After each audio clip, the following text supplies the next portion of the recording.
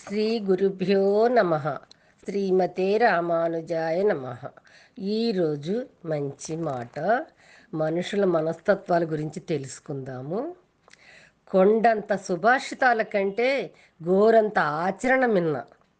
చేసే పాపాలు మిమ్మల్ని వదిలిపెట్టవు, చేయని పుణ్యాలు ఫలితాన్ని ఇవ్వవు.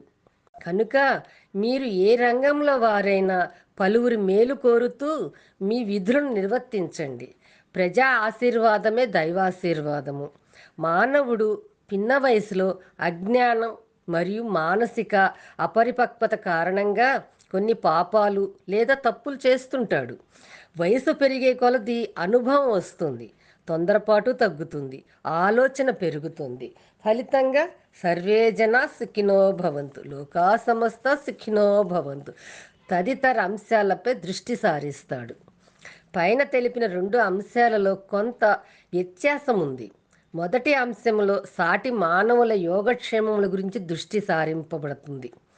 కానీ రెండవ అంశంలో మానవ మాతృలపైనే కాక సకల జీవకోటి జంతు వృక్షంపై దృష్టి సారించబడుతుంది. మనం అందరము దైవానుగ్రహం కొరకు అర్చనలు, అభిషేకాలు, ధ్యానాలు తదితర సత్కార్యములు చేస్తుంటాము. కానీ నిత్య జీవితంలో మన పరిధిలో ఎవరి పట్లనైనను దయ చూపిస్తున్నామా అంటే ప్రశ్నార్థకమే. మనలను సేవించే వారికి కూడా శ్రేష్టమైన ఆహారాన్ని ఇస్తున్నామా అంటే లేదు అన్న జవాబే మన మనసులో మెదులుతుంది. యథార్థానికి పైకి అంగీకరించలేము. తద్వారా అంటే మన చర్యల ద్వారా వారికి అనారోగ్యం కలిగిస్తున్నాము. ఒక శ్రీమంతుడు ఒక పేద బ్రాహ్మణునకు ఒట్టిపోయిన ఆవును దానం చేశాడనుకోండి, అది సత్కార్యమా? ఆ బ్రాహ్మణునకు ఆ గోవు వలన ఇసుమంత ప్రయోజనం లేదు, సరికదా? పేదరికం వలన ఆ ఆవును పోషించలేడు. ఈ సంఘటన కారణంగా ఆ శ్రీమంతునిచే ఆ బ్రాహ్మణుడు పాపకోపంలోనికి త్రోయబడతాడు. ఏదైనా అనారోగ్యం కారణంతో సేవకులు విధి నిర్వహణకు గైర్హాజరైతే పూర్వాపరాలు ఆలోచించకుండానే నిందిస్తాము.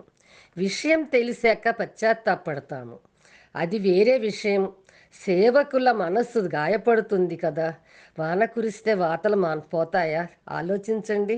అలాగే ఉపవాసము సామాన్య అర్థంలో నిరాహారము క్షుద్బాధ ఎంత భయంకరమైనదో అనుభవంలోకి వస్తుంది. భిక్షాటన చేసే వారి పట్ల దయ కలిగి ఉండాలి అనే అంశానికి బీజం పడుతుంది.